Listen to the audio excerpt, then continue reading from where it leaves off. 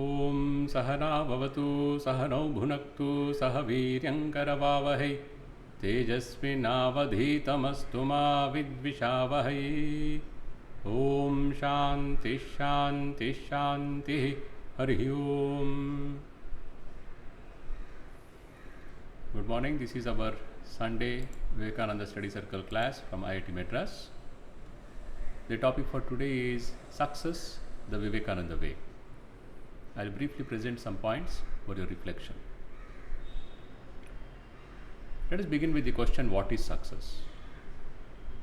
Commonly, we describe success as the fulfillment of some desire, an intention.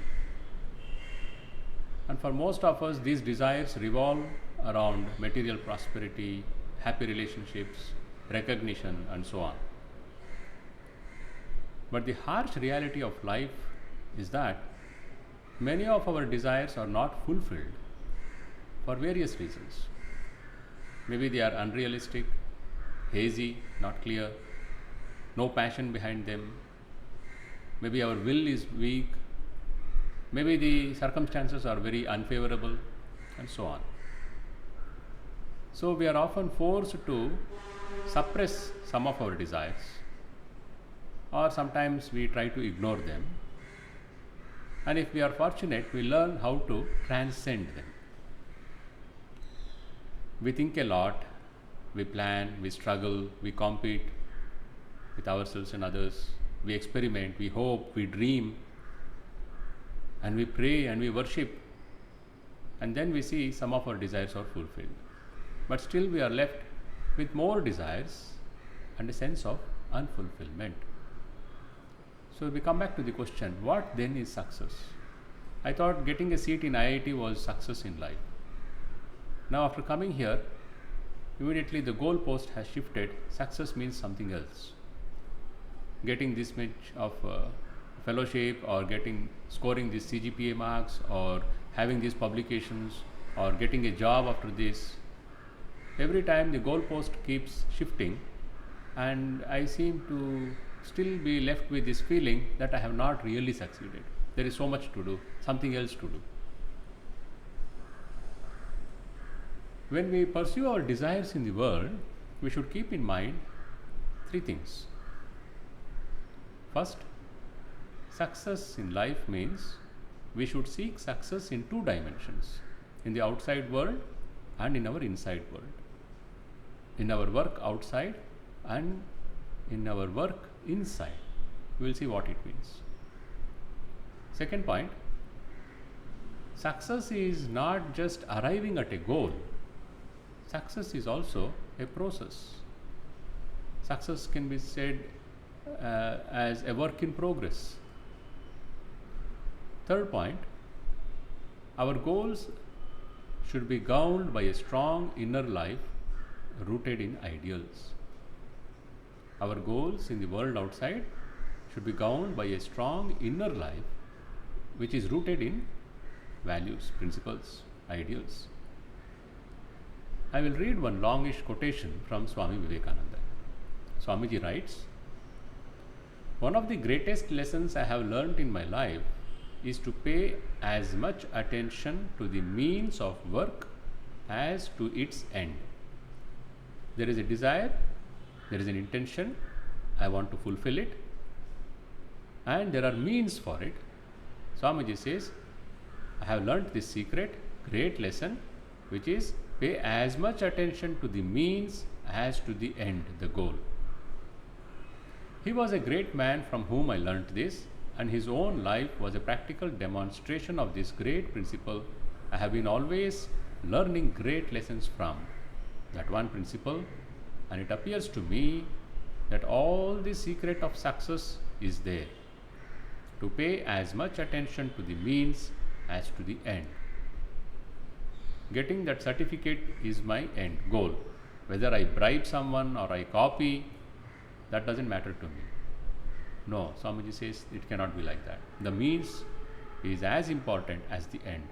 And if the means are not correct, then the end, even if it is a very good desired end, but because the means was not correct, that end also will not give you real success, real satisfaction, real joy, and it will not in the final reckoning be good for you or good for society. Swamiji continues, but whenever failure comes, if we analyze it critically, in 99% of cases we shall find that it was because we did not pay attention to the means. Proper attention to the finishing, strengthening of the means is what we need. Someone wants to write IAS exam, become an IAS officer. The means is controlling his mind, controlling his desires, controlling his body, keeping it fit, keeping it healthy, then focusing on his subjects, not going out into unnecessary distractions, then learning how to methodically study, how to revise, how to remember, developing the skills of writing, interview. These are all the means. If he stays focused on that and has the passion and drive, then that end will come. There is another factor there, though I'll touch that at the last of this talk. Proper attention to the finishing, strengthening of the means is what we need. With the means all right, the end must come. We forget that it is the cause that produces the effect. The effect cannot come by itself. And unless the causes are exact, proper and powerful, the effect will not be produced. Once the ideal is chosen and the means determined, we may almost let go the ideal because we are sure it will be there when the means are perfected. When the cause is there, there is no more difficulty about the effect. Effect is bound to come. If we take care of the cause, effect will take care of itself. The realization of the ideal is the effect. The means are the cause. Attention to the means, therefore, is the great secret of life. We also read this in the Gita and learn that we have to work, constantly work with all our power to put our whole mind in the work, whatever it be that we are doing. At the same time, we must not be attached. That is to say, we must not be drawn away from the work by anything else. Nothing else should tempt me. Still, we must be able to quit the work whenever we like. This world should not distract me away from my work. But if I want to give up, I should have that detachment to give up that work. That is real power. That is real success. Now, let us come to this point. This is very commonly known but not reflected upon. There are two worlds in which we live: the world outside and the world inside. Swamiji says, take care of the means, the end will be achieved. But that end should be determined first. And that end, that goal, it has to be in two dimensions: world outside, world inside. All the work outside that we do takes away all our time and attention. And very few people realize and keep time to work on the inner world.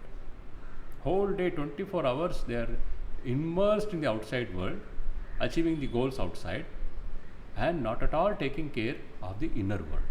Inside is a jungle, outside they live in a garden. But it is very important that the inside garden also should be nurtured. I should take care of it. If we don't do this, it will be a lopsided success. I will be successful outside and a failure inside. I have recollected this in many talks, and this has to be remembered every day, that I am living in two worlds. I have to achieve success in both these worlds, not just in the outside world. I have to become successful inside also. Successful outside, successful inside. And real success in life means successful inside. Because it is possible that a person may be very successful outside and a failure inside. He is a big officer, he is a very rich man, he is very well recognized person, but inside he is a failure. We see such cases, they commit suicide. or their relationships are all broken. They don't have good relations with anyone. And they blame everyone in the world for it. From their parents, husband, wife, children, others are responsible. Such people, they don't realize that they have failed inside. But outside they are successful. But if someone is successful inside, he is bound to be successful outside. He may not become very rich, he may not become very well known across the world, but still, in his circle of influence, he will be a success. That is true success in life. So we have to reflect on this truth every day, because the outside world has the power to make us forget that inside world has to be taken care of. And among these two worlds, it is the inner world that is more important. Why? When I leave this world, it is this inner world that goes with me. Outer world, I have built 10 bungalows. Everything is left behind. Nothing goes with me. But what I built inside is what I carry with me when I leave this world. So it is important in that sense also that my life is built inside out, not outside in. Swamiji says, take care of the means. So means can be understood as time, resources, and principles. Time and resources are limited. We don't need anyone to tell us that. And it is not possible to satisfy all our desires that arise in the mind because of this limitation in time and resources. Therefore, the wisest thing to do is to choose an ultimate goal of life and subordinate or orient all our other desires to this supreme goal and bend all our energies towards the fulfillment of this ultimate goal in life. Have one goal in life, and every other desire should be subordinated to that, oriented towards that goal. This is very important. If we don't do this, sometimes we will be cross-cutting our own life. I desire this, I desire that also. We have both the animal instincts and the human nature in us, and we also are, in truth, divine. Remember that quote of Swamiji, man is a compound of animality, humanity and divinity. So I have something pulling me to live an animal existence. And again, at some other time, in some other point of time, I have this inside me which lifts me up and says, no, I am not just an animal. It lifts me to some nobility, some higher ideals, higher thoughts, higher dimension. It raises me to that level of asking deeper questions of life. What is this universe? How to make sense of it? It is not just food, sleep, sex, which is at the animal level. I have higher ambitions, higher desires to know life, understand life. And then, when I pursue that, there is a transformation. I discover my true nature. So I have so many goals. It is possible for me to have these goals. But if I have something very high, noble goal, and also simultaneously side by side something very animal level, then I am cross-cutting myself. So whatever I gain there, I lose here. Therefore it is told, have an ultimate goal and make sure all the other small desires or goals are all oriented towards this goal, or else there will be no progress in life. And as a student, my goal is now to master this subject. As a teacher, my goal is to be the best teacher in this subject, one of the best teachers. So if I have this goal very clear in my mind, upfront, always, then I will not be distracted. I will not be sucked into some other activity or relationship, anything which will distract me, take me away from achieving this main goal, this main purpose in my life for now. So this point we have to keep in mind. The third one is principles. Time and resources both should be used towards achieving that goal. The third point is principles. Principles means truth. Truth is the highest principle. That's why we have that motto in our country, Satyameva Jayate. In practice, it is understood as honesty. Honesty in my intention, honesty in my work, in my relationships. And then efficiency. Efficiency is perfection. Perfection in whatever I do. And then healthy attitude towards work, towards colleagues, towards people around me, towards the things I use. That is, healthy attitude is respect, and then contribution. All these principles, if they are taken care of, the end will be achieved. Now we said life has two dimensions, inner and outer. So let us see more particularly in inner life, what do I mean by achieving success? And outer life, what do I mean when I say I have to achieve success in outer life? In outer life, success, that goal of success is to contribute. That should be the key word for me. Whatever work I am doing, the goal is to contribute. Why are you doing this? I want a paper to be published in the magazine. Yes, that is correct, but that is not the ultimate reason, ultimate purpose. The foundational purpose is to contribute to my subject. Why are you doing this lab project? So that I'll have a publication. Wrong. It is a limiting definition of success for you. You are doing this research not just to get a publication. Oh, I need to get a PhD, you see, so I need to get so many papers published, you see, so that's what I am doing for. That is a very limiting, narrow success. I am working so hard so that I can contribute something to this field of research. I have chosen this subject, I want to contribute something. That is the goal. Contributing to the evolution of mankind, of society, by contributing to the growth of this knowledge in this field of science. That is what I am trying to do. This is the bigger thing. Why should this subject be progressed? Why should you contribute to that? Because that will help mankind, help this world to evolve, to be a better place. That is success. Yes, even without knowing, maybe I am doing that. No, it will not be. Maybe it will help, but it will not help you inside because you didn't have that higher motive. The motive was not the bigger good. The motive was your own good. So the means is important. The means is not just my good, it is the good of the whole department, the subject itself and the world itself. So I am working to contribute for the maximum good of maximum people.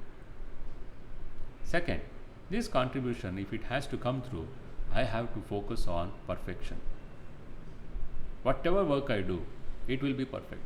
And perfection means there is time efficiency. I have to take care of time. I will be on time. I will submit things in time. And I will not allow anything or anyone to steal my time. All these factors come into it. You will have to think deeply.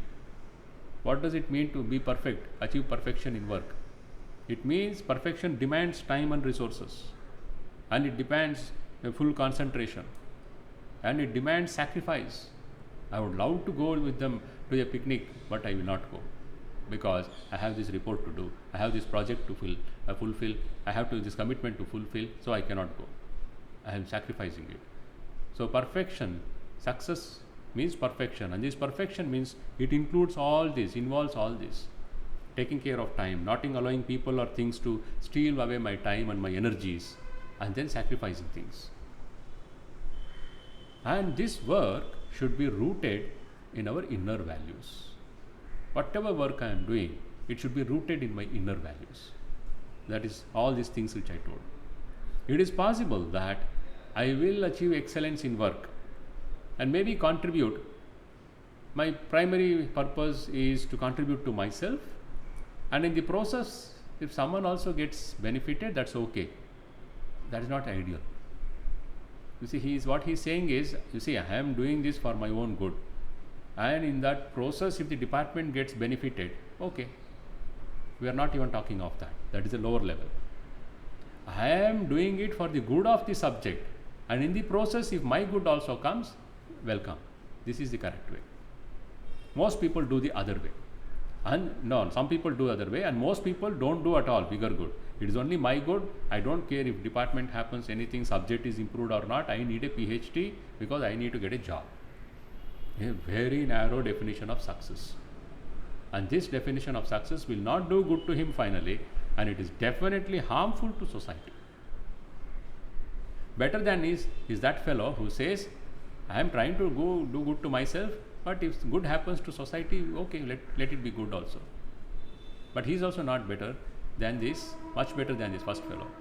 The ideal is that fellow who says, whatever work I am doing is to contribute to this subject, is to contribute to my institution, is to contribute to my students, is to contribute to my department, contribute to my country. And I automatically am involved in my country, involved in the institution, involved in the department. Success of that includes my success. It will mean my success. This is real contribution. This is the mindset I should have when I am talking about success in the world outside. Success in inner life means integration of personality. Mon mukh ek kora, as Sri Ramakrishna used to say, very simple. Character efficiency is another word. And our healthy relationships are all based on this inner success. Success in the outside world also should be based on this inner world. Integration of personality means head, heart, hand. I have to integrate them. Thinking something, talking something else. Feeling something and telling something else. No, that is disintegrated personality. Hypocrisy is a more straightforward word for that. So let us remember that success is a work in progress. Success is a work in progress, always. It is not going on the stage, receiving some award, or reaching some place somehow by any means possible. That is not really success. We have seen this earlier. Life is full of choices. Every minute we have choices. The Kathopanishad tells us there are two kinds of choices, Shreyas and Preyas. That which is good for me, good for society, and that which brings pleasure. Preyas is that which brings pleasure. So we are told, choose always the good. Recognize these choices and make the right choices. How to know what is the right choice? That which is going to bring about the maximum good of maximum number of people, which Buddha, Bhagavan Buddha, gives us as Bahujana Hitaya, Bahujana Sukhaya. That is the right choice. And is it unselfish? Yes. That is the touchstone to know whether the choice is right or wrong. Is it honest, based on truth? Yes. Is it filled with love, forgiveness? Yes. Then that is the right choice. You see, every step in life is like a game. It's a challenge. And we have to accumulate small victories. Take the example of cricket. In cricket, if a batsman scores 100, he is said to be successful. It is a wrong definition of success. Is he successful only when he scores that 99 he has scored, and if he gets out at 99, he is a failure, is it? Because he could not go from 2 digits to 3 digits, shall we say he is a failed batsman? Somehow this mindset has come into our society that success means century. And you see great batsmen, even Tendulkar batsmen like that, at 98, 99 they become nervous and they fail. Because the 3 digit matters so much.